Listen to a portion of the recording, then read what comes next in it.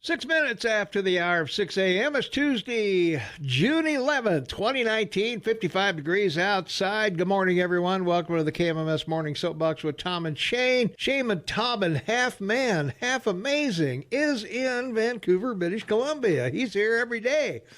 Well, happy birthday to the missus, to you, Thomas. Yeah, I had a birthday for her yesterday. And Tom Eagleoff, your morning mayor in the house, of course. And, well, it's Tuesday, and how I feel about Tuesday, Shane. It's a worthless day. It's a second Monday. There's no earthly reason to have Tuesday in the week. We should have a 4-day work week. We should add whatever it takes to the other 4 days to make 40 hours and be done with it. It should just go Monday, hump day, Thursday, Friday, and a long weekend, right? Always Tuesday off. That's right. Always Tuesday off. Oh, man, I don't know. The only good thing about Tuesday, Jeff Krauss is here. That's true. For us, yeah, he's in the house. That's the only good thing. Yeah, Jeff will join us at 8 o'clock this morning. Gallup Valley weather around the area. We're looking for a high of 70 degrees today. No chance of precip at all. 45 the overnight low. Wednesday, same story, 77, 51. And on Thursday, mostly cloudy, 25% chance of scattered showers here and there. 76 will be the high, 51 the overnight low. Same story for Friday, 74 and 50, partly cloudy, scattered showers around the area, but very low percentage. And on Saturday, 72 and 47, mostly sunny all day long. And then on Sunday, we get some afternoon thunderstorms will come in.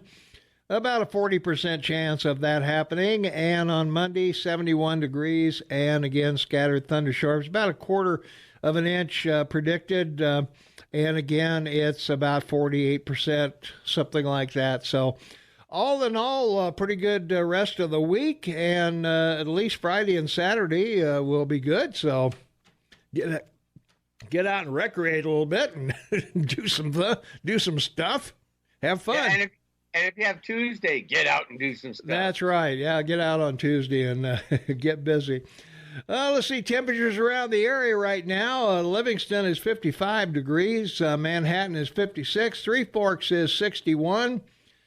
Let's see, Gallatin Gateway is 55. Ennis is 50. Big Sky is 45. And at the airport in Belgrade right now, it is 54 degrees and cloudy. We're right at 55 degrees here at our lavishly appointed, very expensive studios in downtown Bozeman.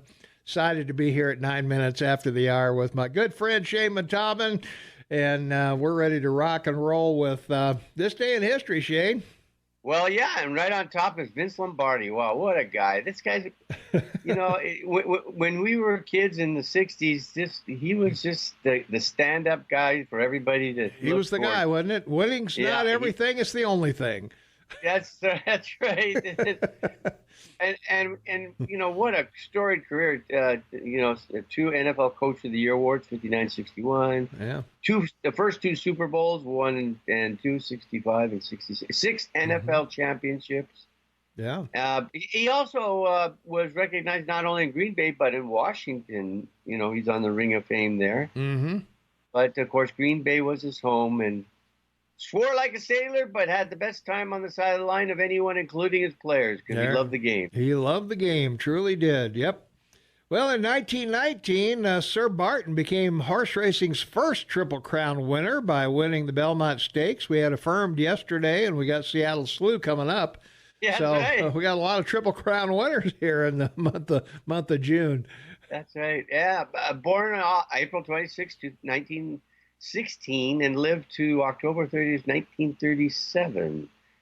It's sired by Starshoot and out of the mare Lady Sterling by Hanover. So, breeding is the whole key, they say, to thoroughbreds, and there have been several incredible ones, and 2 or 3 big surprises. There you are. Hey, good breeding. That's why we're here. That's right. And DNA. It's that, too. It helps. Yeah, it's relative. I got an ancestry test sitting at home that I haven't done yet. I don't know why I haven't done it, but anyway, I should go home and get it done and come back and report the facts. Huh?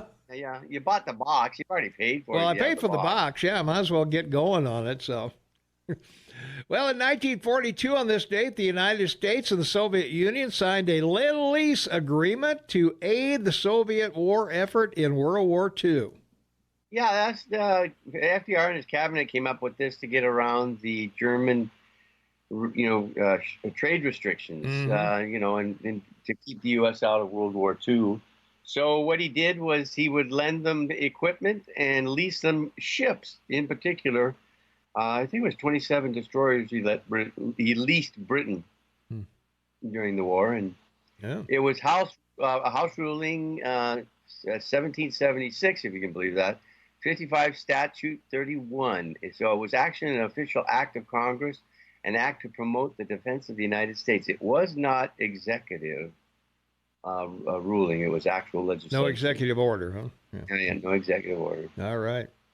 Well, in 1963, Governor George Wallace confronted federal troops at the University of Alabama in an effort to defy a federal court order to allow 2 black students to enroll at the school. Yeah, he was the last of the Democrats of the South that, fully supported segregation and tried to maintain it. And his confrontation not only with President Eisenhower, but also President Kennedy and President Johnson was the straw that broke the camel's back. And thank goodness for that, because it was the right thing to do. And also ran for president. Regrettably shot and ended up in a wheelchair. He died in 1998, born 1990. Wow. 78 years old. Wow. Well, in 1963, Buddhist monk Quan Duc immolated himself on a Saigon street to protest the government of South Vietnamese President Ngo Dinh Diem. And if you don't know what immolated means, he set himself on fire. He did indeed. And it was something seen around the world because of media at the time. And one of the remarkable things about this whole conflict was that it was the first time that war was seen on TV live because of Walter Cronkite, which we talked about. Yeah. Malcolm Brown won a Pulitzer Prize for his photograph of the monk's death. So wow. Sitting there, flames all over him. Yep. It was a pretty nasty way to go. Indeed. Well, as we mentioned earlier, 1977, Seattle Slew won the Belmont Stakes, capturing the Triple Crown just 4 years after Secretariat did it. That's right, 2000. And the horse was born in 1974, lived to 2002, another thoroughbred. And as you know, these are all 2-year-olds, and they're quite remarkable, horses. Are they 3-year-olds? Or 3-year-olds, excuse me. 3-year-olds. And to qualify is quite remarkable because it's like professional sports, Oh yeah, you gotta have a series of wins to make the grade. Yeah. So. Well, by the way, I just want to mention that the only sport in the world that men and women compete equally is equestrian competition in the Olympics, jumping, it's quite fascinating that there is actually a sport that they compete equally. Yeah, well, the horse competes equally. The people just sit on it. Yeah, right. All in the legs, buddy. It's all in the legs. Oh, okay, good. Yeah. Oh, yeah, it's all in the legs. 1987, British Prime Minister Margaret Thatcher won a 3rd consecutive term in office. And, of course, her most famous saying is, the problem with socialism, sooner or later you run out of other people's money.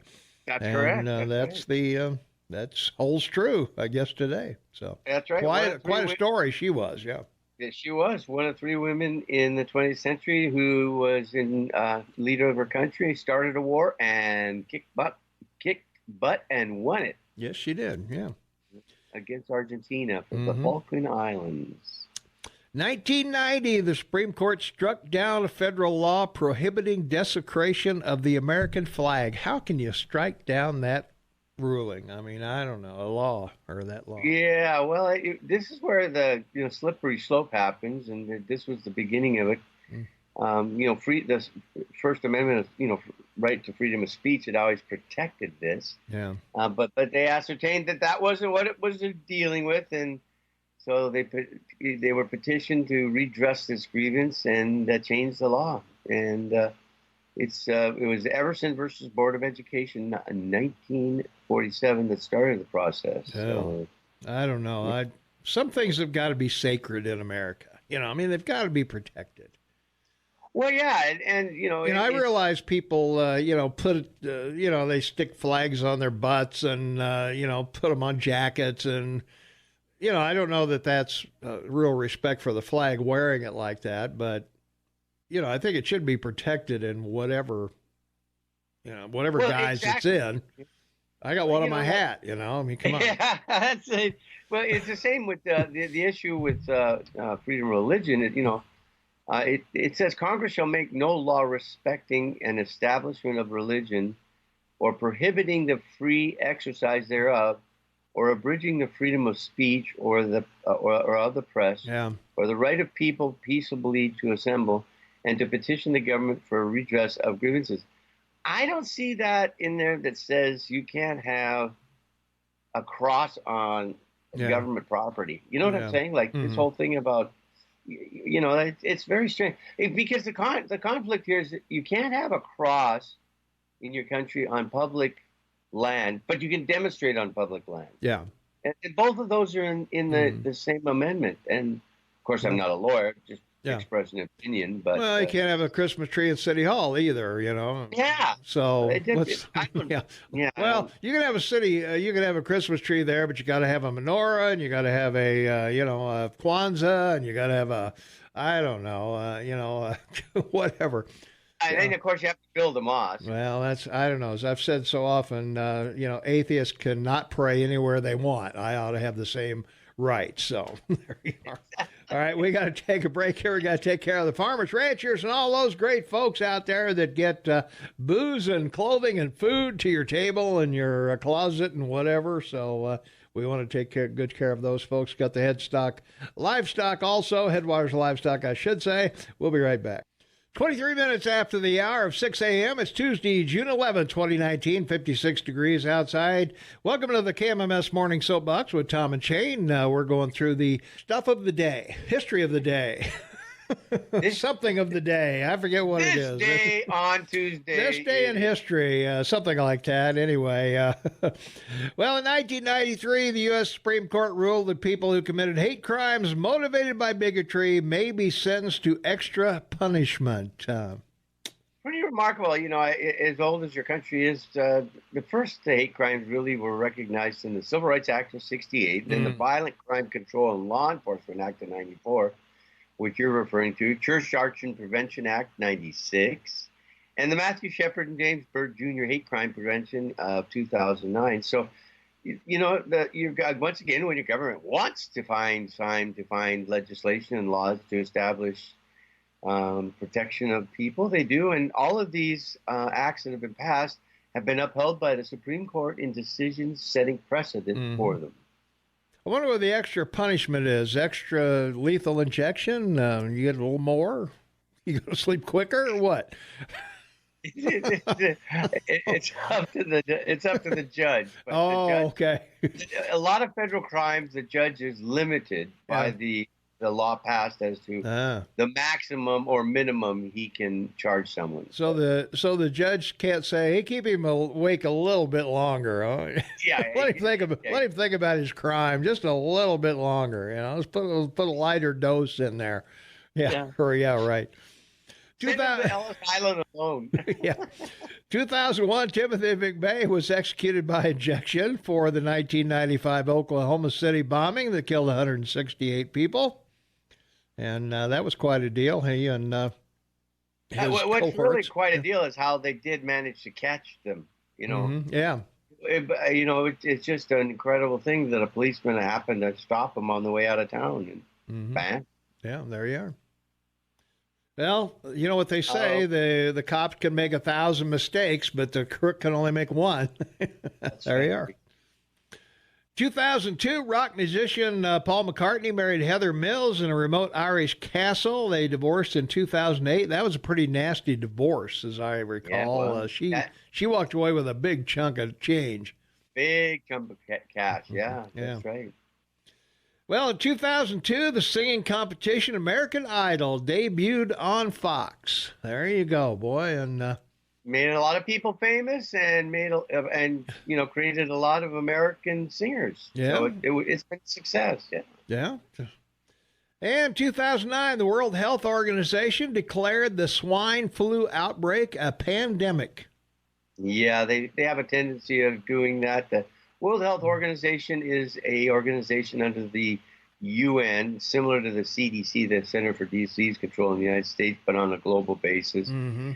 And it was one of the original agencies of the League of Nations, and it's only been signed and acknowledged under the UN by 61 of the members, because if you sign, you have to help fund it. Ooh. Multi-billion. Not doing that. Yeah, that's right.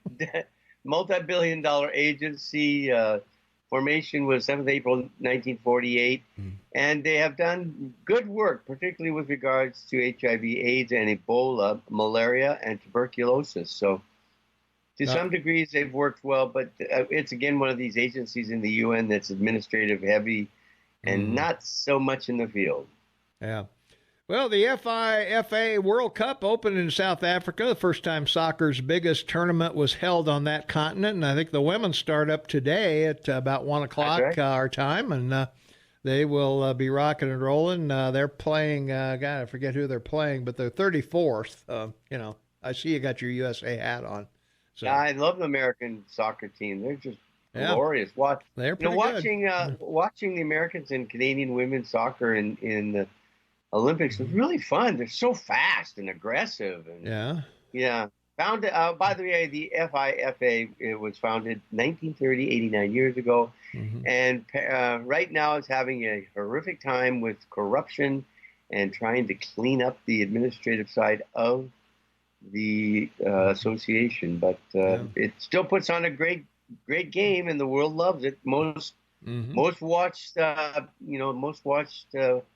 athletic event in the world is soccer. Yep. All you need is a ball to play. That's all you need. Ball and 2 feet.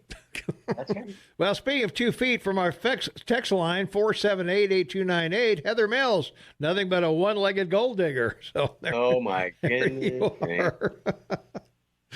All right, we got to duck out and pay a couple bills, and we got Montana State News coming up, Fox News, of course, Brooke Foster with the weather, and all of our local businesses are here to entice you to service their wares. So why not do that? We'll be back right after this. 23 minutes for the top of the hour. It's Tuesday, June 11th, 2019, 56 degrees outside. Welcome to the KMMS Morning Soapbox with Tom and Shane. Shane Medalman, half man, the left side, half amazing, the right side. Try to be. Only on occasion and when I'm awake. Tom Eaglehoff, your morning mayor in the house. Jeff Krauss will join us at 8 o'clock this morning, so stay tuned for that. We're going through this day in history. 2012, Rafael Nadal won his record 7th French Open title. I think he won another one, didn't he, the other day? There was somebody won a big title or something, or set a record doing something. I'm not a big tennis fan, so I just remember hearing something about it. So, but anyway, notable birthdays today. Of course, one very close to Montana. In fact, right in the middle of Montana, Helena, Montana. Jeanette Rankin, first female member of Congress from Montana. Thank you very much. She was born in 1880, died in 1973. She was the first female member of the Congress of the United States. So that was pretty cool. Indeed, that's always great. Yeah. Sports person. Yeah. Another notable, Ernie Nevers, American football and baseball players, Tinker Nevers to Chance. The double play Yankee combination from the 8-line poem. Tinkered Evers to Chance, or Nevers to Chance, yeah. Jacques Cousteau, born on this date, died at the age of 87. Vince Lombardi, we already mentioned, born on this date, died at the age of 57. So that'll do it for this day in history. And yeah. Well, there you go. Well, I hope they put yours and mine up there. I'm sure they will. I'm sure there's no question that we, People in history? Are you kidding me? Yeah, we got to be remembered for something. Make broadcast history here daily. That's right. We keep the truth alive, baby. There you are. All right. Well, in local news, the leader of the nonprofit foundation that raises money for Yellowstone National Park will resign this week. Yellowstone Forever announced Monday afternoon that President and CEO Heather White would resign effective Friday. John Walda, treasurer of Yellowstone Forever Board of Directors, will serve as interim president and CEO. So White will work with Walda on a transition, according to a news release posted by the Yellowstone Forever website. We talked about this last week, I think. They were having some problems raising money or whatever. So looks like we're going to have a change at the top, and sometimes that will be all it takes. Yeah, well, it's like we've talked about the president. He has principally 5 jobs, and some presidents do all of them, and some only do 1 or 2. But a principal job of the CEO, chief executive officer, is to fund the company, fund the operation, maintain the banking relationships, and network with funders and people to participate, or investors to participate in whatever they're running. So that's their first and most important job. Yes, they oversee everything, but the chief operating officer basically administrates the company, and the chief financial officer that deals with all the financial issues. But the CEO makes decisions and makes sure the company is funded. Yeah. Wow. Well, we had a fire. Shane, a 10-year-old boy, saved a family from a mobile home fire. Mason Stimatz, I guess it is, Stimatze, woke up. Flames blocked his path to the parents' room, so he ran outside banging on the window and woke him up. And father broke out the window, and they got outside, but they lost a lot of stuff. And they got the other kids out, Kaylee 8 and William 5. And then the department showed up around 7 a.m. and knocked it down about an hour later. But they did lose their 2 dogs, unfortunately. That was so sad that couldn't get to the animals. So, a 10-year-old woke up to go to the bathroom and found the house on fire, and brought everybody to safety.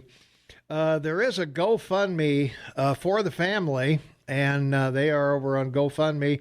I just did a search for the last name, and it was the first one to come up. It's Stimatze, Stimatze, if you want to donate to them. They have a $10,000 goal. They've got $2,500 and $2,525 so far.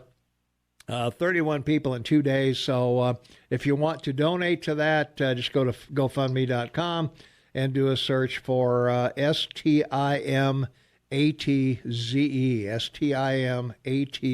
Stimatze, and hopefully we can help those folks out a little bit. People, sometimes in living in certain areas don't always have everything they need and all of that. So, and they were very, very fortunate to get out alive, mom, dad, and the kids, because they had to go around and get the other 2 kids. So quite an effort done by them. So if you want to support them, again, GoFundMe, Stimatze, just do a search for that. And as I say, it was the first one that came up, Bozeman, Montana. And they got some pictures of the fire and all of that. So let's take a phone call. 522-TALK is the number. Call you on the air. What's going on? Well, this is really not genetically modified. You're going to have to speak up a little bit. I thought I'd call my pillow such full of information, Shane, and tell him that, the equine sports he was talking about there, not only equal male and female, but... Oh, the equestrian? Yeah. Yeah, okay. Equal male and female, yeah. Pool, too, I think, is another one. And bowling. The athlete is a horse, and they run mares against sires and geldings. That's true, yeah, they do. You're right. And that's the model for female sports from now on. Oh, okay. Thanks for the call, man. Gotta go. We'll be right back right after this. 12 minutes before the top of the hour. It's Tuesday, June 11, 2019, 56 degrees outside. KMMS Morning Soapbox with Tom and Shane. Jeff Krauss will join us at 8 o'clock, and we're kind of going through some stuff going on in Bozeman. A coalition of conservation groups has sued the U.S. Forest Service over public lands to trails in the Crazy Mountains and an island range northwest of Livingston, known for its complex land ownership pictures and access disputes. The lawsuit filed in federal court in Billings accused the Forest Service of neglecting to preserve access to 4 trails in the range that have been blocked by landowners in the past. It also challenges a trail reroute plan for the west side of the range, arguing that forest officials skirted environmental analysis requirements in approving the project. Of course they did. You got to have 46 studies, don't you, Shane? I mean, come on. That reads like a Supreme Court decision. Doesn't it? Like, it's so radical. Yeah. It's just like, why don't the people that wrote that just go back and live in the woods? Well, I guess. Oh, that's why they're writing it, because they don't want to be forced back into the woods. Apparently, I guess so. I don't know. I get it. Well, Friends of the Crazy Mountains, enhancing Montana's wildlife habitat, and backcountry hunters and anglers and Skyline Sportsmen are the groups behind the suit. And so, once again, access to land in Montana raises its ugly head again, that, what's accessible and what's not. And we seem to see more fences than we do open gates. I don't know, but let's take a phone call, see what the callers have to say. Caller, you are on the air. What's up? Well, I think you committed something very egregious. Next to desecration of the flag, you were referring to Tinker's Everest a Chance with the Yankees. No. It was the Cubs. I was the Cubs. You are right. I apologize for that. I knew that, and we're going to have to do a little penance for you. I know. I'm old, and it's early. Okay. See you later. That's my only excuse. Okay. Hey, thanks for the call, though. Thanks for the clarification. You got to be accurate on the air, Shane. These people will be all over you if you're not. Hey, pay attention. I looked up because I couldn't remember the first guy's name, and I looked it up, but I did not go further, and I should have. Tinker to Evers a Chance, the Cubs. Thank you very much. We'll be right back with more right after this. 5 minutes before the top of the hour. It's Tuesday, June 11, 2019, 56 degrees outside. Shane Matavin on the line. Half man, half amazing. Tom Eagle, your morning mayor in the house. KMMS Morning Soapbox with Tom and Shane. And, in a recent survey, 75% of participants identified affordable housing as the most pressing issue in the area. What do you think, Shane? Do you think that's accurate? I just don't think we talk about it enough. Yeah, that's true. We'll be talking about it with Jeff Krauss, because this information was flown before the city council last night, and we'll see how that plays out. But it was done by a survey called "The Seat at the Table." Conversations centered around 3 questions: what do you love most about your community? What are the most pressing challenges in your community? And what are your ideas for making the community better? So those are the 3 things that they asked. Montana State University's Business School compiled the data from the survey, and conversations took place from West Yellowstone to Amsterdam. The results, as I said, 75% think that is the top thing on the list of what we need. Economic opportunity in Bozeman was also mentioned, and I think both of those are probably at the top of the list. Commerce always is, buddy. Yep, that sure seems to be that way. That's for sure. So, indeed. So anyway, we'll be talking with Jeff Krauss about that, and we've got a new cookie dough truck in Bozeman. Really? Cookie dough. After ordering the cook-at-home pizza and cookie dough from a national chain for her family several times, Brooke Alderman realized something. The cookie dough never made it to the oven. Wow. Because everybody ate it before they cook it. It got her thinking, people love cookie dough, why not sell it? She started experimenting with different recipes using her 3 young children, husband, and neighbors, and anyone she could find as taste testers, and sold out at my first show, she said.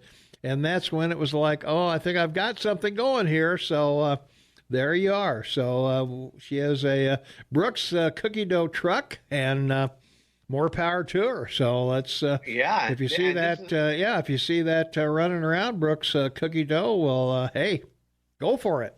Why not, huh? And this is a show she can take on the road. There you are. Well, filing for November elections closes next week. Of course, in Bozeman, Cindy Andrus and Jeff Krauss terms end, and Andrus is the only candidate running for mayor again. So she would serve 2 years as deputy mayor before becoming mayor in 2 years. And then Deputy Mayor Chris Mell, who was elected in 2017, will serve as mayor for the next 2 years, beginning in 2020. Michael Wallner, who works for TechLink, has a market and economic research specialist and is so far the only candidate running. And Municipal Judge Carl Steele also is up for re-election and is the only person to have announced his candidacy for the 4-year term. Over in Belgrade, Mayor Russell Nelson has filed again. He is running unopposed. There's 2 seats over there. The 3 council wards up for election. Ward 1 and Copen Top's term is ending, and Michael Mess and Ronnie Matamore have filed for that seat. And in Ward 2, Jim Doyle is seeking re-election and so far unopposed. And Ward 3, Jim Simon is seeking re-election with no challenger to date. Manhattan, 2 of the 4 seats on the city council will be on the ballot. Greg Dietz and Steve Gonzalez are nearing the end of their 4-year terms. Gonzalez is seeking re-election. Callie Hamilton and Betsy Monefusco also have filed to fill the 2 seats there. And we also have Three Forks and West Yellowstone. We'll try and get those in after the news at the top of the hour. So, well, I want to remind all those fathers tonight is open vice night in Livingston, Montana for fly tying. Oh, all right. Sweetwater Fly Shop. So take your daughter and son out and show them the uniqueness and patience it takes to tie a fly. There you are. All right. We'll be back with more.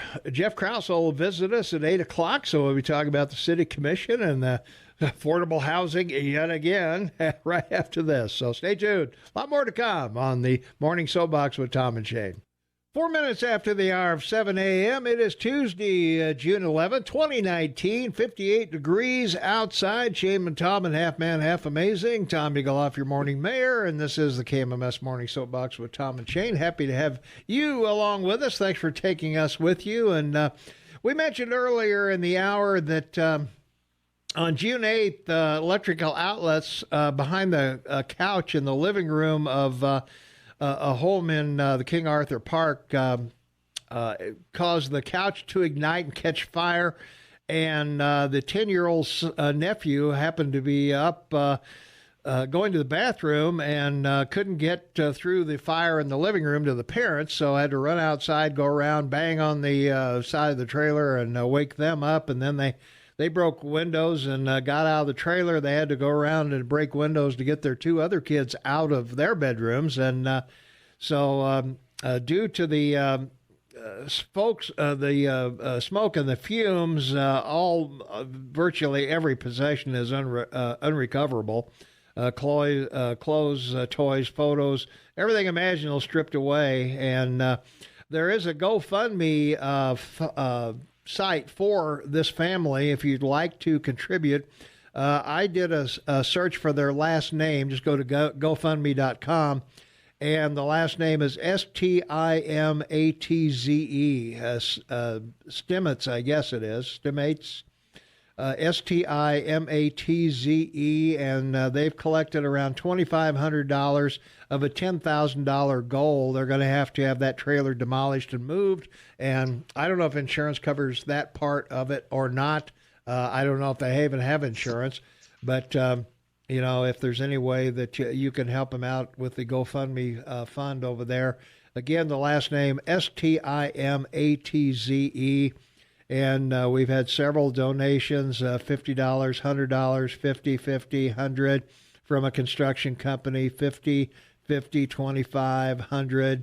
So they're getting some money over there. So maybe our listeners can kind of get on board with this and help these folks out. And, because it's, family and 3 kids are now homeless.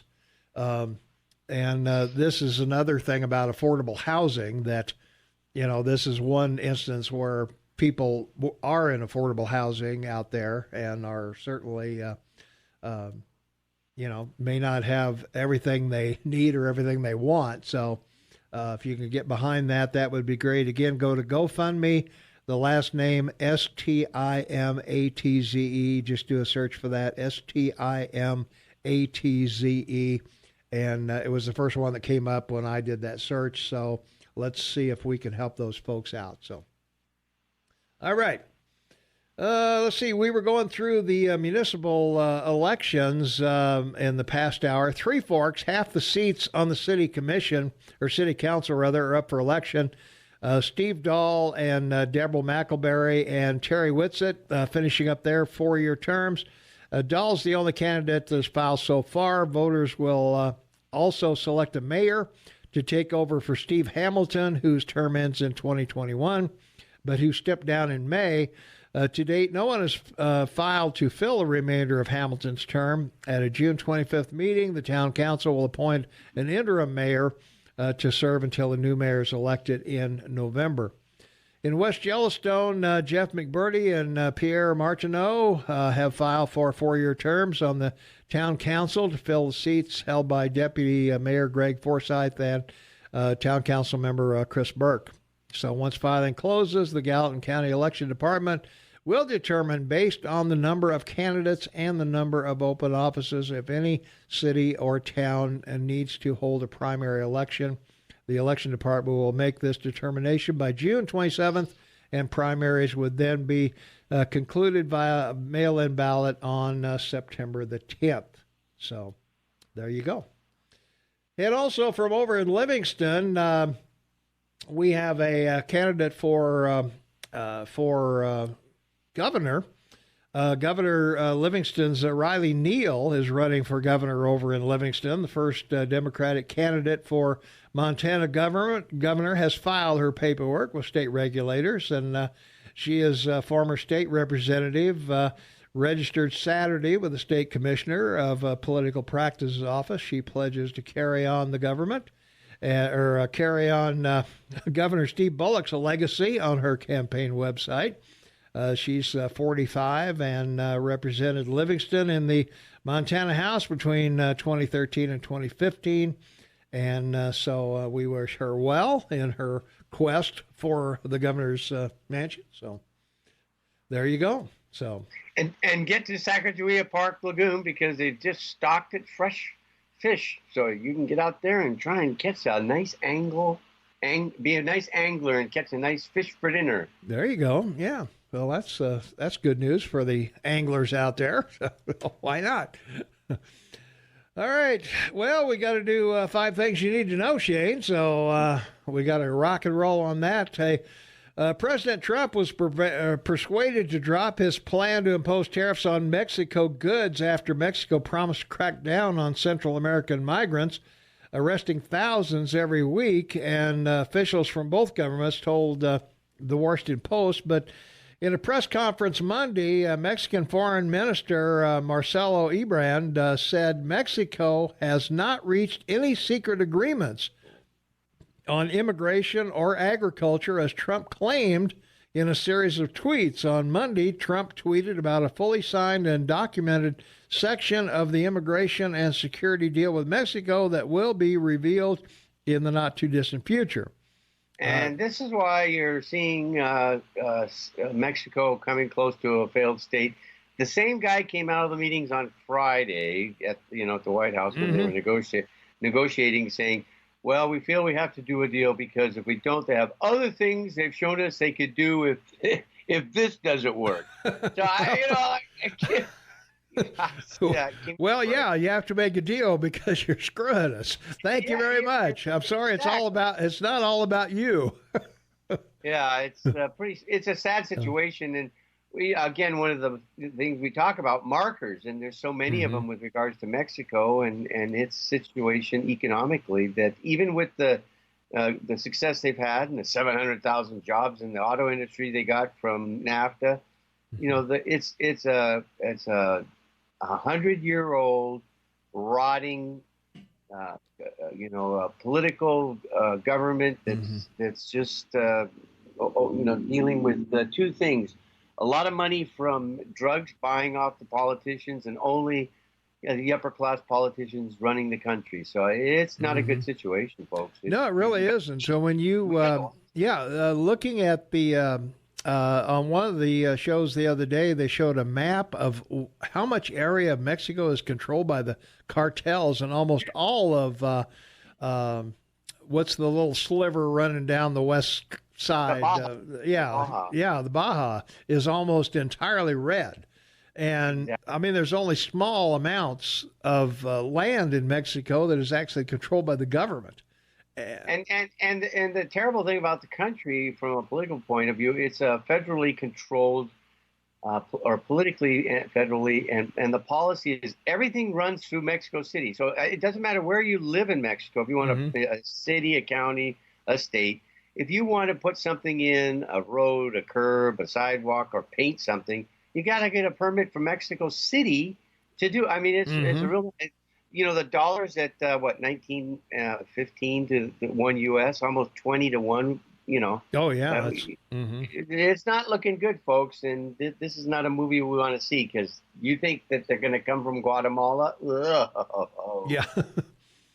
Well, and the other part of the agreement, first of all, they have to stem the tide of people coming to the border significantly in order for this tariffs not to go back into effect. And the other thing they're looking for is that there's deals with us as well, and so we'll see how that plays in the. Well, yeah, they're going to review it in 90 days, and we'll see where it's at. But hopefully they'll follow through this time, because they're like so many other people that negotiate with your government and then don't follow through. Yeah, they're not reliable.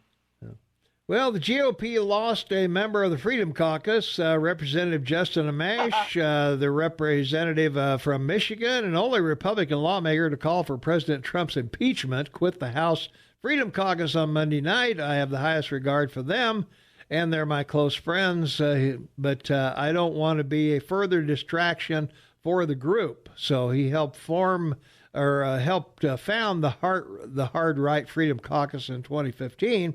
But he hadn't been to a caucus meeting all year until Monday night, when he showed up at the board meeting to announce his departure. So the Freedom Caucus now houses some of Trump's staunchest defenders, and Amash almost quit last year over its unwavering support for Trump. The Freedom Caucus voted to formally disagree with Amash on impeachment last month, but did not eject him from the group. So there you are. So, well, everyone's entitled to their opinion. Well, so I'm told, and we are as well here, and as our callers and texters also are. Let's take a phone call. 522-TALK is the number, 522-8255. Caller, you're on this morning. What's up? Good morning, gentlemen. Hey. And I use that term loosely. Yes, very loosely. Hey, just a brief comment. Just last week we celebrated, I guess was probably not the right word, but the Normandy Beach invasions. And I just wanted to put it in a numerical comparison. We had roughly 100,000 men that stormed those beaches in Normandy, and that's roughly the same number of people that are coming across our border every month. So if you think of it, it's amazing. So yes, it is. Something has to be done, and you guys have a good day. All right. Hey, thanks for the call. Thank you very much. All right. From our text line, 478-8298, Mexico is the most dangerous place to travel, even worse than Syria.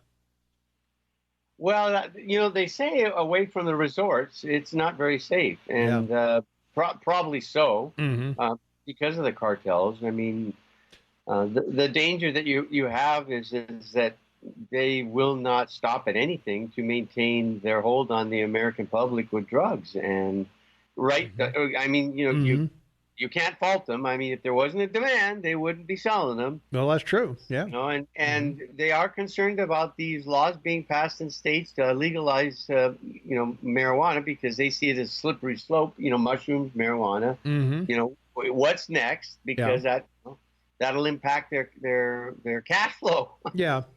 Well, and also too, a lot of people don't realize that I've always been of the belief that legalization of marijuana anywhere is an open invitation to cartels to ship more in, because if you have a marijuana shop, you have rent, you've got fixtures, you've got employees, you've got paperwork, you've got licensing, you've got packaging, you've got displays, you've got all these things.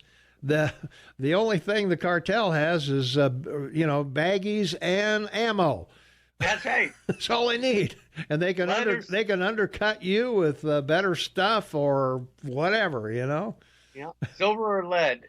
Yeah. And as an example, we shouldn't forget that Afghanistan is responsible for 80% of the opium in the world, and therefore the heroin. Yeah. And it was the Muslims that started wiping it out, because it's a cash crop, obviously. Yeah.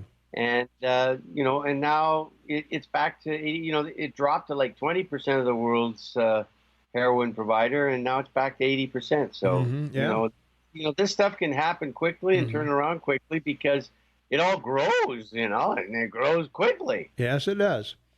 From our website, take the Baja, make the Baja great again. All right. All right. And that was a signed text, by the way. So that's good. Some people were commenting yesterday, if you're going to text, sign your text. So this person did. So I'm not going to give names out or anything, but no. But certainly, if if you want to put your money where your mouth is, well, we ask for your name on a phone call. So what's going on? So let's go back to the phones. 522-TALK is the number. Caller, what's your name and what's going on? This is Colonel Clink. It is. Well, I got something on my mind, big time. All right. They said last night that, I seen it on the news, that they said that the new city center down there on Rouse is going to cost around $100 million. Safety building, yeah. Mm-hmm. They call it a safety building. Well, okay. Yeah. It's politically correct, And then it's going to be over $100 million probably for the new Law and Justice Center. Now, and the high school, you got the high school in there as well. You got to pay for, So. Well, that's $100 and some million, 130. Yeah. Just pocket change. Yeah. So what you're doing is calling up and telling people that they have to give up pizza. Well, they're going to have to give up a hell of a lot more than pizza. But what I'm saying is, I don't know if the city folks realize they got to vote on the Law and Justice Center as well as where they passed their safety center, as well as the county people. Now, they're going to get Well, the safety center's already passed. It's already passed. Yeah. And it's going to be taxed to the city. Yeah. But the Law and Justice Center's coming up, and it's going to be taxed to the city dwellers, too, as well as the county. And the county. Yeah, you got to pay twice. That's right. So I'm wondering if a lot of these people realize what they've done.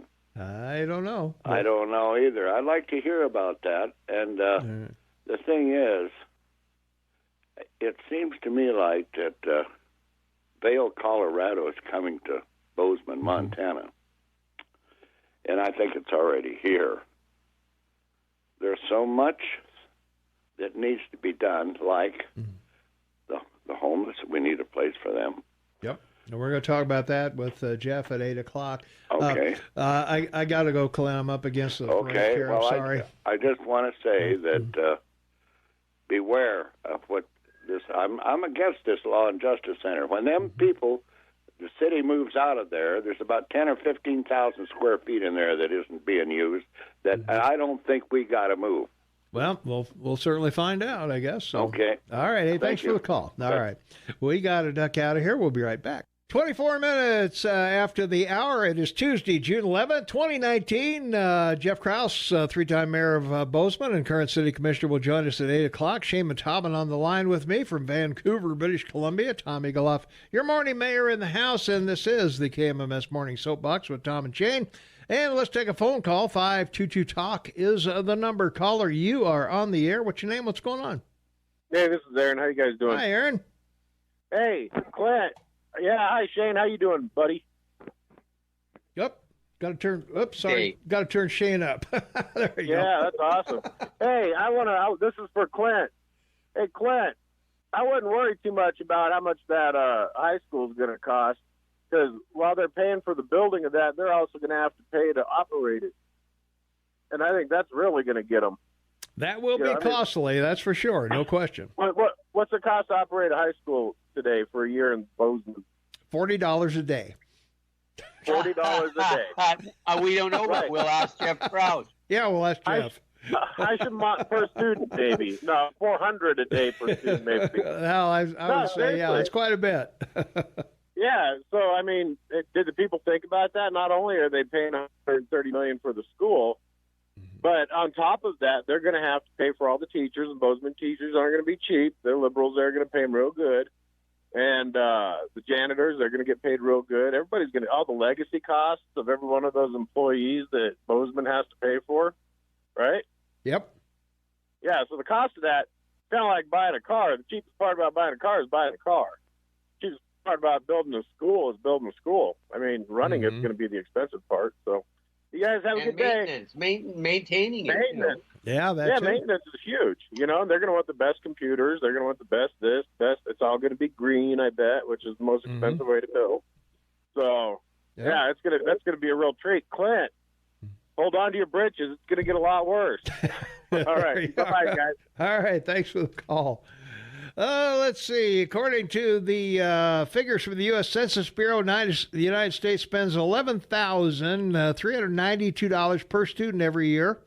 This figure, referred to as per pupil, current spending varies dramatically by state. Some states spend over $20,000 per student, while others spend less than $7,000 per student. So. There you go. That the 5 states spending the most. Let's see if I can find that. Got to be New York at the top. Yeah, I would think so. Let me see if are they even in here? Let's see. New York topped the list. Yeah, $59 billion. And the Empire State spends $21 per elementary school student. And District of Columbia, 19, and New Jersey spends the 5th most. For states like New Jersey, spending maybe paying off. In New Jersey, 45% of adults are college educated. So there you are. Yeah, and New York's $59 billion budget for education, $32 billion is spent in the 7 boroughs of New York City. Wow. Okay. Wow. Yeah. From our text line, 478-8298, it's safer in Cabo than Detroit. Just saying. Well, that may be true. Detroit's no picnic these days, so. Nope. I'm sure there's all kinds of areas that, are not good. So let's see. What else do we have here? We've got... Kim Jung Un's murdered brother was a CIA source. What do you think? Boy, if you can't trust your brother, yeah, who can't? Even a half brother. Come on.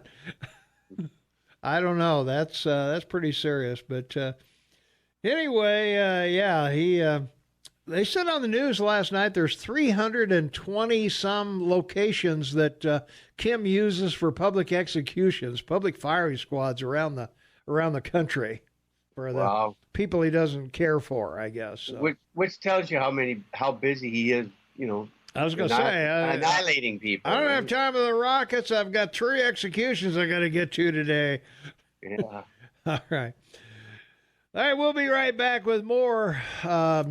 What is this? This is the Morning Soapbox with Tom and Shane, right? It is, yeah. And the market's about to open. Oh, it is. You're right. Well, we'll see where the market is. It was up after hours, so we'll see where it is in just a few minutes because it's going to open in about 10 seconds. So we'll be right back with more right after this. 22 minutes before the top of the hour. It is Tuesday, June 11th, 2019. Jeff Krauss will join us at 8 o'clock. Shane Mataman on the line with me from Vancouver, British Columbia. And our poll question of the day, Shane, what constitutional right do you fear losing? What constitutional right do you fear losing? Right now we got a tie going for the right to bear arms, 28%, and freedom of speech is 28%. And other answers that are permitted, the whole Constitution, all of them, of course, and all of them are the other answers that to the poll question. So So many people think our whole Constitution is in jeopardy with Congress acting the way it is. So. Big surprise. Yeah, right. Yeah, I'm not sure where to go from there, but. Well, let's go back over to the 5 things you need to know because we also have the Warriors won last night, Shane. Yes, they did. I wouldn't be too excited. Of course, Kevin got injured again, so he's not going to be around for Game 6 or Game 7 when they eventually win. Toronto missed the last shot to win the game. So yes, they did. They had a 12-point run in the last period to come back from being down. Mm-hmm. And I'm looking pretty good. I think I'm going to see him at the White House. You think so? Well, we'll see. They got to go back to California, and then they got to go back to Toronto to win it. So yeah, that's right. So if they go 7. Well, they got to win 2 in a row. So they got to win in California to tie it up at 3 games apiece, and then they got to win in Toronto, and that will be tough, but we'll see. Hey, they've held their own pretty good even without Kevin. So there you are. Hey, of course. All right, so now the market. What a firing! Let's go with the market. Tell me about the market. Well, the market's looking good, up 103 on the Dow. S&P is up 15, NASDAQ 55. What's important is the run they have going, which is like closing in on 2 weeks. All of Europe is up, which is great. That's a positive sign. FTSE's up, DAX in Germany, CAC in France, IBEX in Spain. Everybody is looking good, and it can't be because of oil, because oil is at $53.46. It's up marginally 30 cents. Brent in Europe is $62. They're getting a break. Your price of natural gasoline in the U.S. is $1.75. Natural gas is at $2.34. Gold has gotten slammed today, down $3, $13.26, and silver never made it to 15. It's backed off to $14.73. But soybeans are, down this week at $6.50 to $8.52. I'm surprised by that. Wheat at $5.03. Cotton and rice are pretty nominal. The government bonds, the U.S. 10 is up marginally at $2.17. The 30 is at $2.65. The big story right now, I think, is currencies. The euro's holding in at 131, and the British pound is at it's got up almost a full basis point to 127. So the euro's up a whole basis point against the U.S. and the Canadian dollar, of course, is at 132. And China is trying to squeeze the market, but nobody seems to care, and they're shorting it. It's at 6.9 to the U.S. dollar. So the only other thing that's really interesting today is that pesky little Bitcoin, down 202 today. Wow. Like 3 to 2.5%. Ouch. Was up almost $8,000. And yeah, I know. It fluctuates a lot, man. It really does. It fluctuates a lot. Yeah. Yeah, it moves out. Well, they have futures on it now, so you can Well, buy that's true. Yeah. You can sell short against it now. Mm-hmm. And it's a commodity. It's a commodity, baby. Amen. All right, we'll be right back right after these important words. Stay tuned. 14 minutes before the top of the hour. It's Tuesday, June 11th, 2019. 60 degrees outside. We're coming up to close to that 70 that we're going to get today. So, Tom and Shane on the morning soapbox from our text line 478-8298. First Amendment is in danger with Trump, who bashes the press daily unless they lick his boots. His followers bash CNN and haven't watched it for years, and neither has anyone else, by the way. So their ratings only go up when Shane and I tune in. So. And we do that because we have to. We have to. I was going to say, yeah, we have to watch. I got to tape Rachel Maddow, and man, that's thank God for fast forward. Exactly. I have to sit through the commercials and everything, and well, I always thought referencing her as Mad Cow instead of Maddow would go viral. But I don't know. Yeah, well. I don't know anyway, but it's a shame that what upsets me about these people is that, with everything they've called your president, and I'm talking about the president, not just Trump, but in the last 2 years, and not one of them has the decency to apologize. Yeah. I mean, it's you'd think that they would want to enhance their ratings and get their viewership back, and I think just an apology would probably do that. But, might do it. You never know. Yeah. Let's take a phone call. 522-TALK is the number, 522-8255. Calling on the morning soapbox with Tom and Shane. What's up? Yeah, hey, when I want a good laugh, I watch a little Don Lemon. Well, there you go. Yeah. I don't think his brow can even move. I'm not sure what he's done to his forehead, but it's like a wax bowling ball or something. Yeah, there you go. I hear you, man. Yeah, it's. The thing about it is not he doesn't write anything. He just reads a teleprompter. Well, allegedly he's a newsman, right? Well, supposedly. Well, I don't know. He's more a commentator like Rachel Maddow is, I think. So. Oh man, yeah. But he still just reads a prompter. Well, yeah, they do. Well, so does Tucker Carlson. I mean, come on. But he writes it. Well, maybe. The only time I see CNN is when I go into a store or wherever when it's on. Or an airport, I don't even have TV, but. I hear you, man. Yeah. Are they still making kids watch news? I remember when I was in high school, we had to watch Channel 1 news. It's like they gave our school a system for free, and then we had to watch their bogus crap every day, which is basically CNN news, I think. I don't know what they watch in high school. I don't know. So they'll probably have that, in the new high school. They'll probably have 84-inch TVs in each room. Probably, yeah. And each kid will have the newest massive iPad. Yeah. They're $1,500 a piece or something. Well, at least, yeah. Yeah, they're all grease boards now, right? No chalkboards left, right? Yeah, they're green boards. Yeah, they're green boards. Yeah. All right, anyway, man. I just had the Don Lemon comment. All righty. Thanks for the call. All right. Let's take one more call. We got to take a break. Caller, you are on the morning soapbox with Tom and Shane. What's up? Hey, guys. It's Mayor. Hey, Mayor. Say, I'm just wondering if I'm the only one that received their new tax assessment on their property, because I haven't heard anybody screaming about it, so I'll be the first. Mine just went up another $1,000 a year to almost $6,000. Oh, man. Yeah. And I have, I bought my house 28 years ago. Taxes, I think, were $1,200. Wow. And I have, 10 acres. 5 acres of it is just bare ground. I'm paying now over $2,300 just for that. And I don't know how much longer, and I hate to say this, I'm going to be able to stay here now. Yeah. And, well, you can go down and contest that. You can appeal it. Yeah, and you know what? I've done that. Have you? It leads to nothing. Oh, okay. And I mean, I get all kinds of tax breaks. And the lady at the Montana Revenue Department said, when they assessed a few years ago and everybody's property, it was during the recession, had gone down. And my taxes stayed the same. And I'm like, well, what's going on?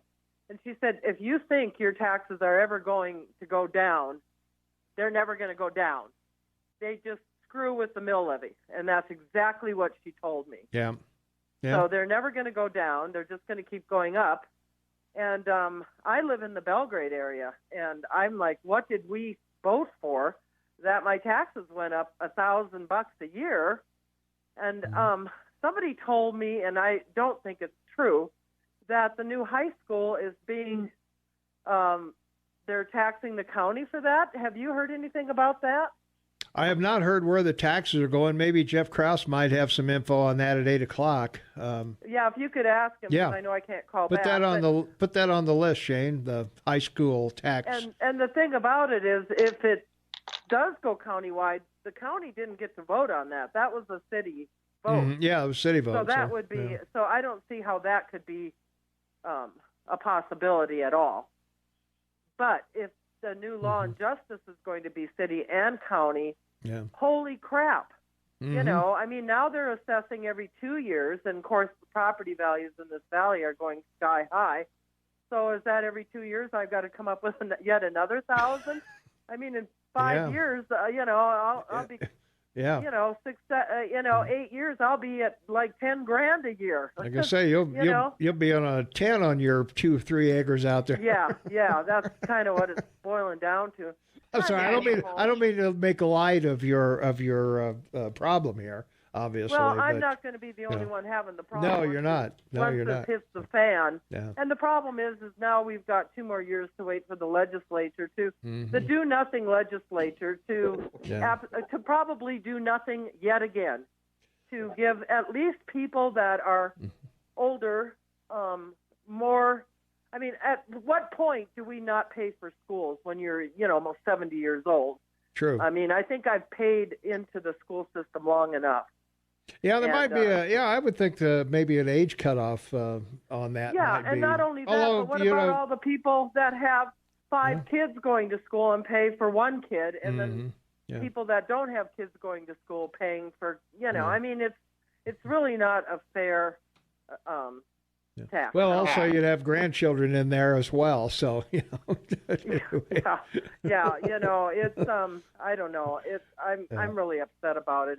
Well, thanks for bringing it to our attention. At least we can talk about it. And I was surprised the phone lines weren't melting down over it. Well, maybe they will now that maybe nobody's looked at their mail lately. Well, I tell you what, I wish I wouldn't have looked at mine. I maybe would have gotten a good night's sleep last night, but I didn't. There you go. Anyway. Thanks. All right. Okay, guys. Thanks. I gotta go. Thanks for the call, Mayor. Appreciate it. All right, we'll be right back with more right after this. 2 minutes for the top of the hour. Jeff Krauss is in the house. Shane Tobin on the line with me. Vancouver, British Columbia, half man, half amazing. Tom Eagle off your morning mayor and the real 3-time mayor and City Commissioner of Bozeman. Currently, at least, you're running out of. Oh man, you broke my headphones. I did. Well, they were broken anyway. Were they? Well, grab the other set over there. All right, I'll give that a try. Yeah. What happened to the other one? They're right there. Yeah, Oh. yeah, same thing. So yeah. Hey, those are $15 at Walmart. Come on. Well, then, yeah. It's time to start bringing my own groovy ones. So do I build a city for that? Yeah, go ahead. Yeah. So, hey, a couple things already. One question was, do people in the county pay Bozeman High School District property taxes? Well, hell yeah, they do. If they're in the Bozeman High School District. Mm-hmm. The Bozeman High School District goes from Gateway to past Bridger Bowl. It's huge. It is big. And it's not. There are no such things as city schools, right? Yeah, You've probably heard me rave about that before. There's no such thing as city schools. School districts are extraterritorial to the city of Bozeman or the city of Belgrade, even though they're called Belgrade School District or Bozeman School District. They're far bigger geographically than either of those cities. All right. All right, we got to get out of here. We'll continue on with Jeff coming up in the next hour. Shane Tobin hanging on with us, and we'll be back with Jeff and all the dumb stuff the city's doing right after this.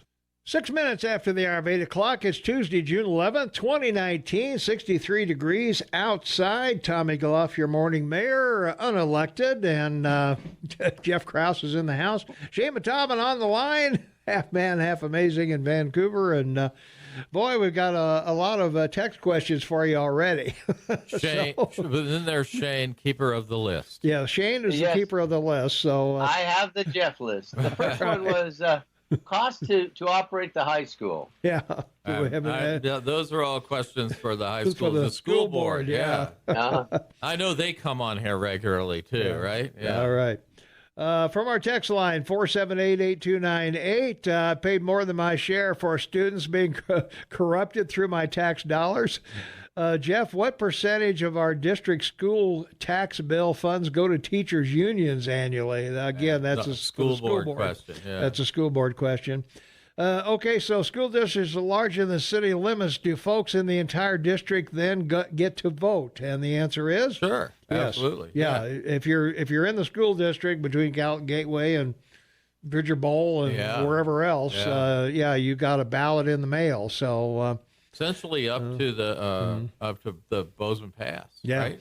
That would be. I believe I should have the right to vote for the high school. If I have to pay for it, what a crock. Well, if you're in the school district somewhere in that big area, you do get to vote. You do get to vote, and you should have gotten a ballot in the mail. Yep. Let's see. Mayor taxes are for little people. Trump avoided property taxes on Trump Tower for 25 years. It was a commercial building, and it was a deal made with the city, so get over it. New poll. When was the last time you watched CNN? What did they lie about? Yeah, almost everything, I think. I try to avoid getting my news from the television, although, sometimes you have to. Right? Yeah. From our text line, you're taxed if you live in the Bozeman School District. Yes. And you get to vote. And you get to vote. Bozeman. And so there's a Bozeman Elementary School District. Yep. There's a Belgrade. There's a Manhattan. Mm-hmm. They're called by the cities they surround, but they are far larger than the geographical areas of the incorporated city. Okay. Let's see. Before the break, we were talking about... so the reappraisals are the biggie. Okay. Let's talk about reappraisals. So if you have to read the Missoula paper to find this little nugget of information out, but there's an article in the Missoulian today about new appraisals shock and overwhelm Missoula property owners. So in context, right, Missoula, like Bozeman, has been seeing double-digit increases in the median sales price of homes over the last 2 years. A reappraisal is supposed to bring your property up to the market value of the home. Okay, this is according to Sanjay Talwani, a spokesperson for the Montana Department of Revenue. Says that Missoula County increases were 12.12% residential and 17.81% for commercial. Flathead 11.11%. Wow, they like that sort of duplicate thing, and 9.35 for commercial. And since you've reading the Missoula paper, not going to get this anywhere else, I guess, Gallatin County's increase on residential was 23.25%. So appraisals, your appraisal, I haven't gotten mine yet, but they're coming really, really soon. 23.25% in residential and 19.75% in commercial assessments. So 20% increases in each one of those. Now, do those automatically translate to a 23.25% increase in your taxes or a 19.75% in your residential taxes? Well, or your commercial? Well, heck no, because it's going to be more than that, right? It's going to be more than that because... there's the new high school and the new public safety center to pay for, and don't forget the park thing. The city's watching when you protest your property tax increase for the parks. As long as you're not a vendor or an employer or employee or or ever going to come in front of the city for anything, I think you're okay to go ahead and protest. Well, to bring listeners up to speed that may not realize what we're talking about, we talked about this a couple of weeks ago that they were going to put a $200 property tax increase on parks and it's going to be phased in from 135 to 185. Well, okay, well, over 5 years or something like that. So, but when you look at the top end, that's what it is. Well, they were going to put it on the ballot, and then they decided they couldn't put it on the ballot. So now they're going to spend $10,000 to send letters to every property owner in Bozeman, and they invite them to protest if they wish. Either through a series of things that are detailed in the letter, I guess. But remember, there's a couple things. First, everybody that owns the property has to protest. Right. And your protest is public knowledge. Mm-hmm. So people will know that you protested. That you protested. It's not a secret ballot like an election. Now, as far as the $10,000 cost goes, Tom, it's $10,000 to do it this way. It's $50 to do an election with the school board, and it's $100 to do a special election. Mm-hmm. Democracy that way is expensive. All elections cost that. Right. So, and then there was an editorial in the newspaper saying, "What the heck are we doing?" Mm-hmm. And last night, the commission is going to put on the indicated they want to reconsider that decision to do it by protest. So that may not happen. May not happen. For me, it's the sanctity of the secret ballot, right? You shouldn't have to suffer retaliation or risk retaliation to vote. Yeah. Shane, your thought? I agree with him. Well, you had your hand up like you wanted to, wanted to make a point. No, I'm listening intently. Okay. Well, I do. I have a question. Yeah. You mentioned the school districts and how large they are. How are they established, and who determines the size of each school district? Because clearly they do it for the purpose of gathering taxes, right? Well, it's so interesting that over the years I've seen them change. So, for example, it used to go to Big Sky, right? The Bozeman high school district included Big Sky. And finally, Big Sky got permission from the legislature to create their own district. Their own district, school. So they had an elementary district. They didn't have a high school district. Yeah. So in the old days, so Big Sky is still coming to Bozeman, right, for high school? No, they have their own high school. Oh, they have their own high school. Yeah, okay. they do. Yeah, they right. play six-man football. And, okay. It's very All cool. right. Yeah, good for them, right? Oh, yeah. And so, I think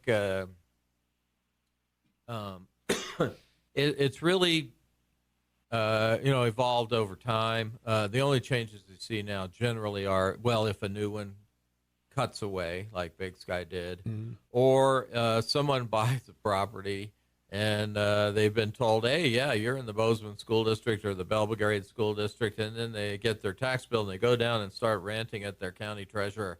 My tax bill is wrong. You have me in the wrong school district. Yeah. And the county treasurer will say, sorry, but I'm right, and you're out of luck. You're out of luck. SOL. And so then they petition both school districts to change, and there's a little nibbling around the corners, but in general, it doesn't change. They've been established for decades. Yeah.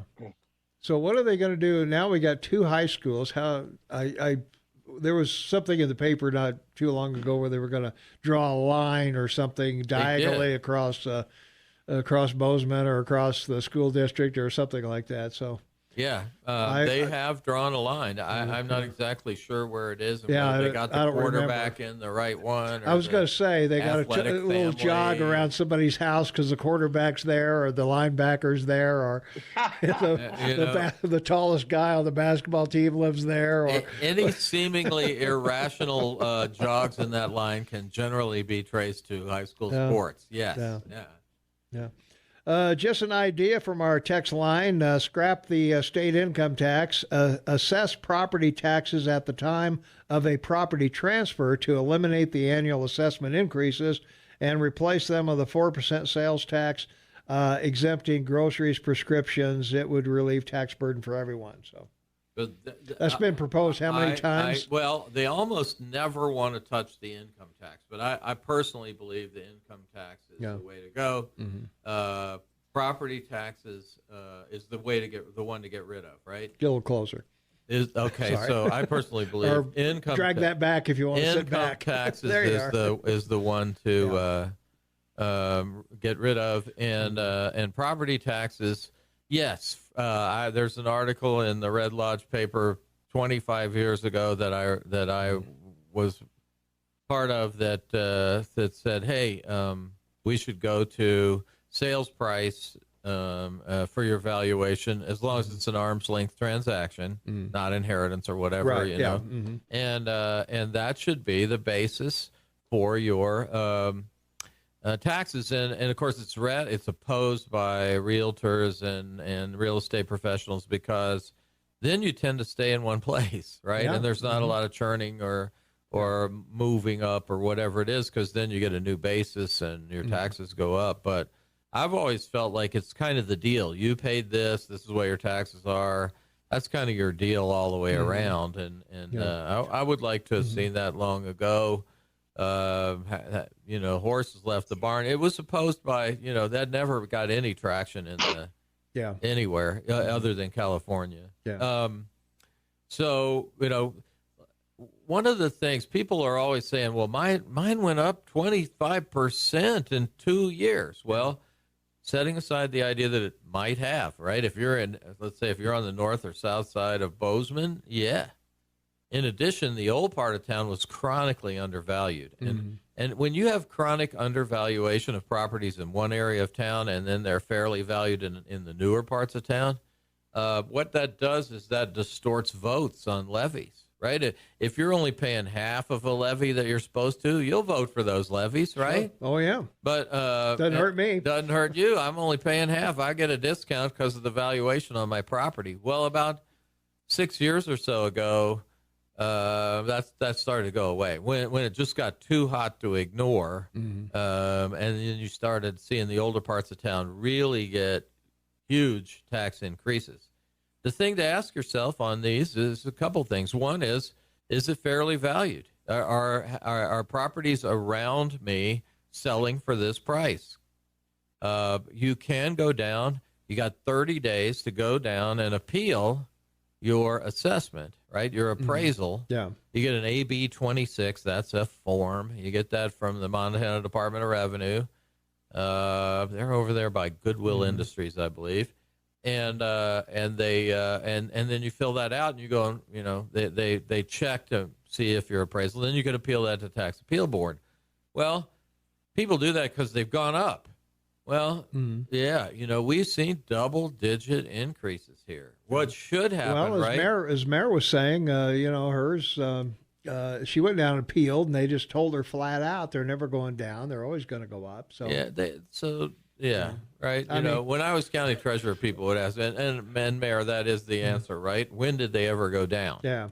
That is the answer is yes. Well, so how many times in your life have they ever gone down? I was going to say the only time they'll go down is if a levy expires or something like that. Right, right. But that's a voted levy expires or something like that. But what you should do, of course, is elect representatives who say, oh, look, the value of a mill went up 23%. We're going to drop the rate 23%. Instead, what you hear generally, I don't think from the county does a much better job. Yeah. Of adjusting the mill the mill levy to the mill value. But in the city, they talk about things like, it's a windfall. We got a windfall, and then they spend it or give it to their favorite charity. So, the answer is who you elect and what they how they react to a mill levy increase, which is generally, let's lower. I'm way behind. We got to take a break. But we'll be back with more with Jeff Krauss and Shane and myself right after this. 23 minutes after the hour, I figured Dance to the Music might be appropriate for the City Commission, I guess. Having the citizens out there dance to the tune, huh? Oh, yeah. And, so last week we talked a little bit about the Parks Maintenance District, and that's so they can maintain the parks ostensibly. There's a couple things about that, though. One of the things you need to understand is they will take all the spending for the parks out of the general fund and put it in this new district, leaving all of this money sitting there unspent in the general fund. Will they reduce the general fund levy? I haven't heard anybody talk about that other than myself. I would vote to reduce the general fund levy and cap it so that it can't take advantage of double count that. But I think what many of the people in the city, and what makes it so different from other districts that we've talked about over the years, is this leaves a whole bunch of money sitting in their ability to tax sitting there in the all-purpose levy general fund that then they can spend on general government. So the Parks District is not just to fund the Parks District, but it's also the windfall for the general fund district.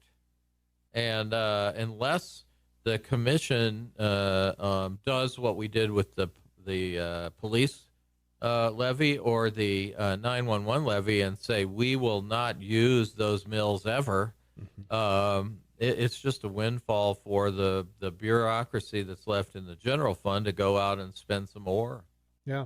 We have breaking news on our KMMSAM.com website. The U.S. Supreme Court will decide whether residents of two Montana communities can continue their decade-long effort to get the Atlantic Richfield to pay for a more thorough cleanup of arsenic left on properties after a century of copper smelting. The Montana Supreme Court ruled in December of 2017 for the residents of Opportunity and Crackerville. So, I love that road to Anaconda where you drive down the road and one side says opportunity and the other side says wisdom. Yeah.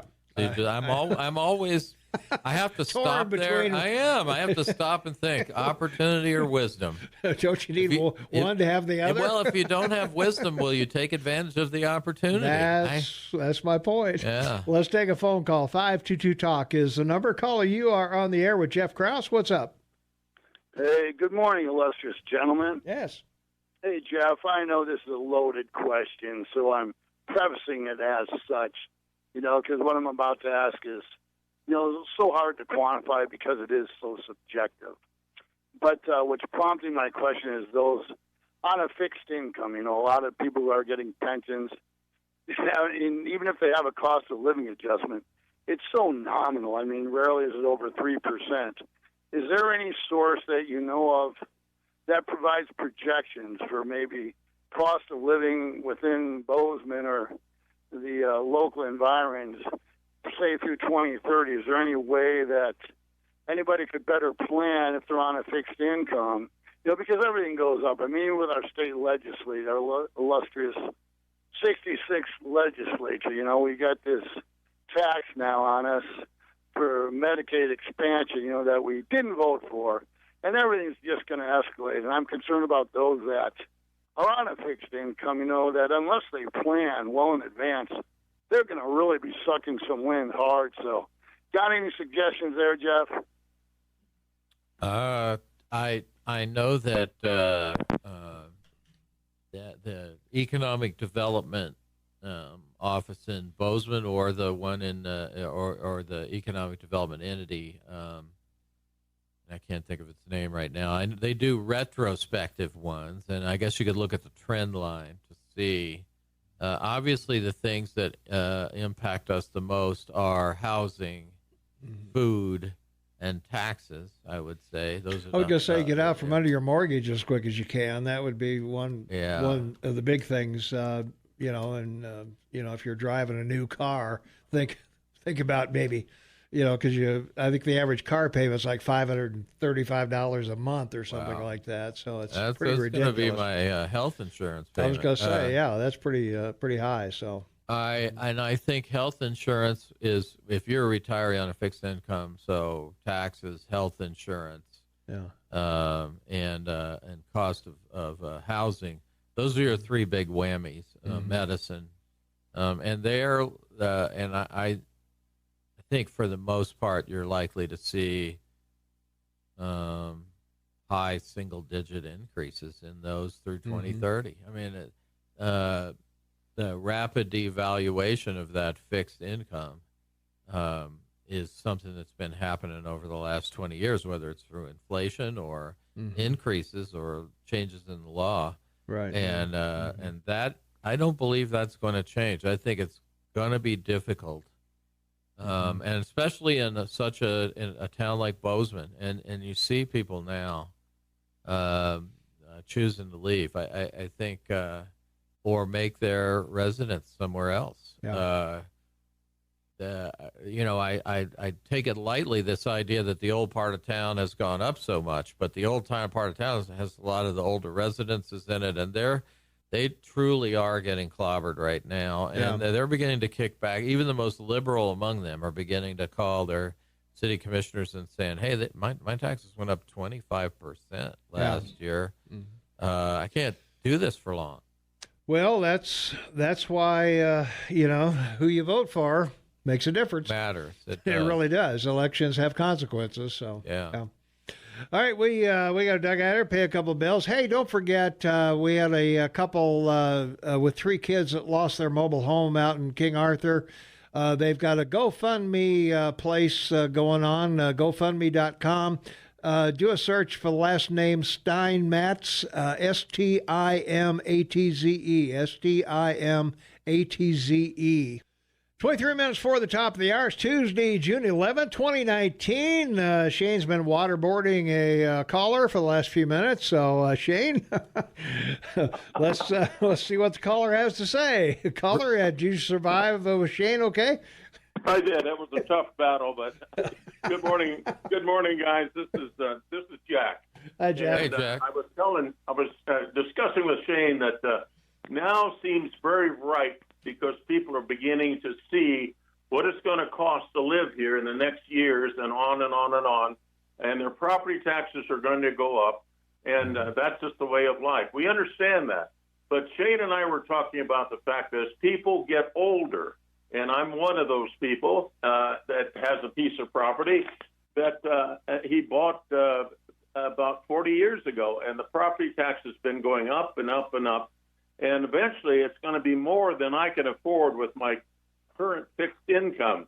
And there's no doubt in my mind that there's hundreds, if not thousands, of people that are in this boat where they're trying to enjoy the amenities of the valley that they live in and they've worked in, and and now when it's coming time to they can enjoy these things, they're going to be forced out of their homes simply because taxes are becoming too high. And my suggestion is now is the time to look at what California passed 40 years ago, and it was called Proposition 13. And basically that locked the people, the taxpayers have been paying taxes here in the valley for years and years and years. They box them in at the current tax rate, whatever that is for them, and they pay that tax every year, and no more increases in property taxes. I'm simplifying it very much, but I think, Jeff, you're aware of Proposition 13, and I think, Tom, you are too. Yeah, I came from California, so we talked about it quite a bit on the show over the years. So you're to blame. I'm to blame. Yeah, it's my fault. Yeah. Yeah, my point is that me and Javits, I think, isn't it? I'm sorry. I think my point is that now is the time to really consider something like this, because there's going to be a lot of old timers, me being one of them, is simply going to be forced out of their property eventually because I can't afford to pay the property taxes that are coming down the road. And so, Jeff, we need a sponsor for something like this. What do you suggest? Yeah, that's obviously a legislative thing. And what I've seen, just like my idea, which was your purchase price is your basis for property taxes until you sell, as long as it's an arm's length transaction. That never got any traction with anybody, and it's always been opposed by just about everybody. And that really is the same thing as Prop 13, right? Yeah. Your original valuation on the day you buy it, as long as it's an arm's length transaction, is your basis. Now, if you're a person that changes your house every 2 or 3 years, well, then you get a stepped-up basis, and it happens that way. That's what happens to California. Once you sell, you get this. There's a stepped-up basis, and that seems fair. Going in what you're going to pay at least, and but one of the opposing groups is going to be the realtors, because you're not moving out of your house. The movement from house to house doesn't happen as much.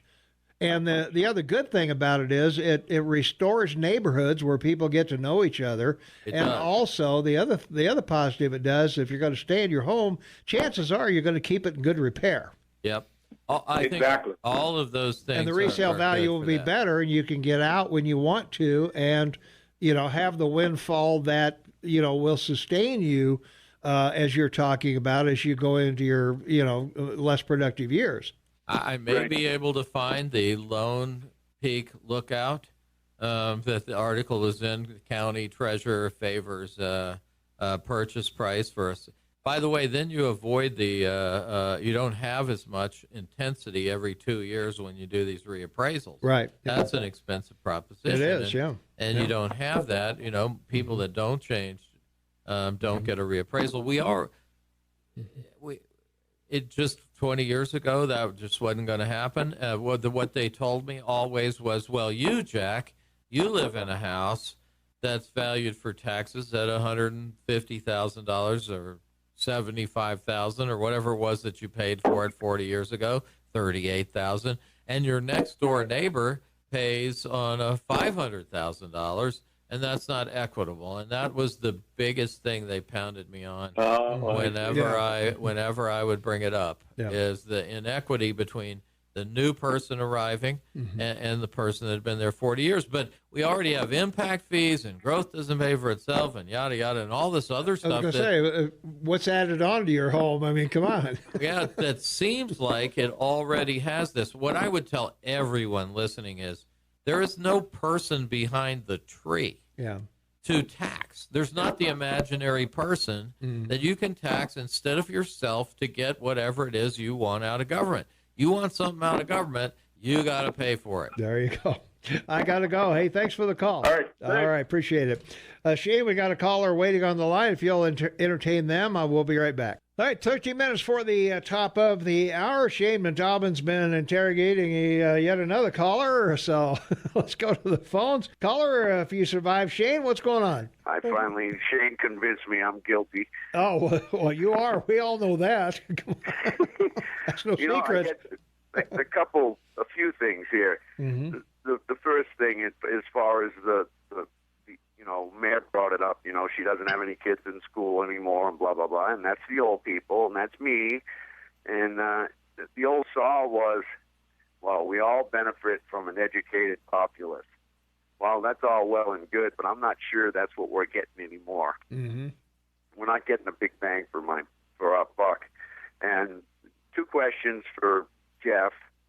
What does it take to get a proposition on the ballot? A.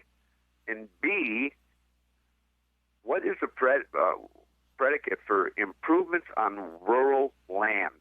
What is that based on? Is that based on me and my personal property, or is it overall throughout the county? Where do they get that number? So improvements on rural land, that would be your house, right? Or your barn or something like that. Okay, so 2 years ago they did they assessed property, right? Yep. Every 2 years? Yep, every 2 years. Okay, so in 2 years, the difference between the previous assessed value and the current assessed value went up 36,000 something. Now, the only improvement on my property is that the landscaping has grown. Other than that, I've done nothing. So you don't have any buildings on your land? Well, I have buildings on my land, but they haven't been improved. Well, so improvements on land are not in the conventional sense that you're talking about. You have bare land, and then you have improvements on the land. The improvements on the land are your house, your barn, your outbuildings. That's the improvements. Landscaping is not an improvement on your land. An improvement on your land is a physical building. Yeah. Your outhouse. So there's real property. Yeah, your 2-decker outhouse, Pete. Yeah, well, here's the thing. So $36,000, I made no improvement. Everything's been the same here for 21 years. That's just the increase in the market value. Okay, so that's what it is. It's the real estate valuation. Yes, yes, sir. Okay. What do we got to do to get a proposition on the ballot? I'm all for Prop 13.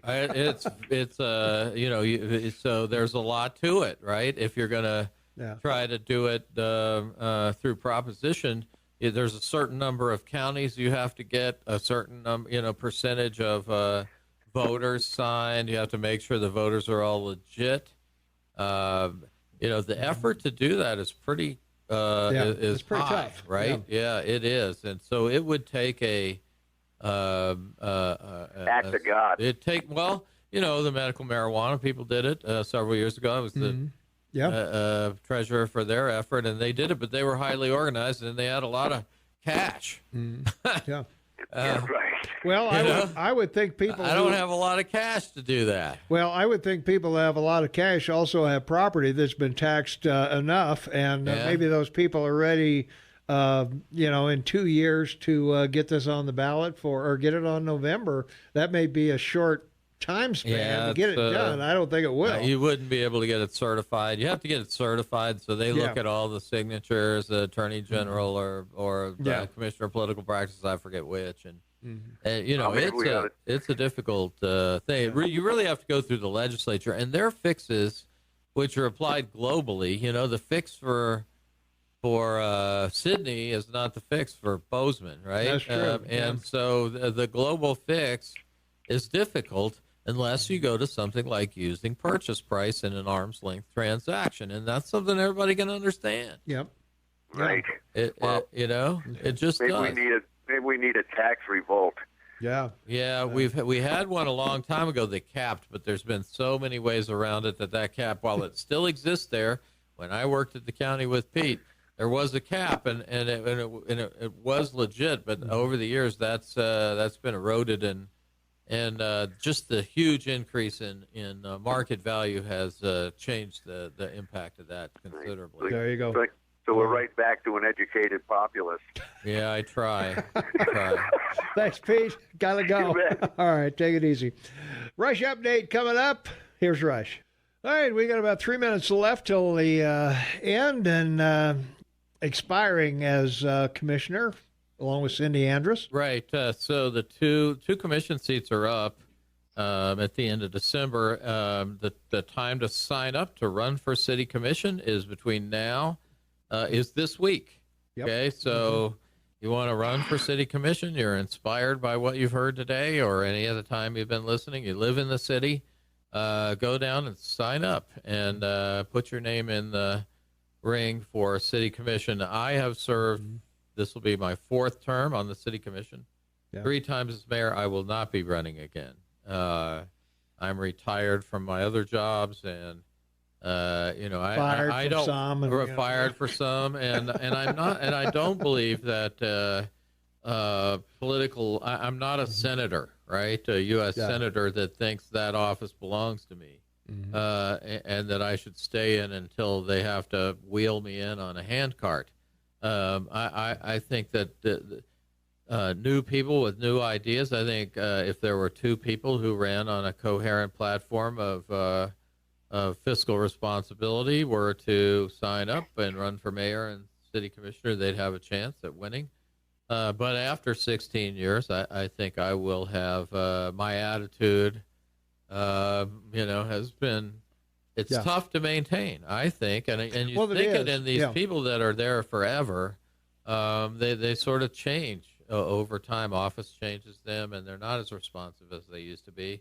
Yeah. I just don't think this is a lifetime job. If I change my mind, there's another election in 2 years. There you go. I just wanted to tell everybody that listens to me, thank you very much for all your hard work in electing me. You're not going away. No, not from here. But I'm not going to be a commissioner after December 31st. All right. From our text line, 478-8298, I'm almost 61 years old, born in Bozeman. I'm going to have to leave when I retire. I can't afford to live here. Makes me very sad. This is truly my hometown, and that's a story we hear a lot. Say goodbye, Shane.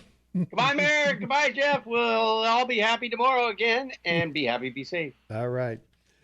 Well, that wraps it up for us. So.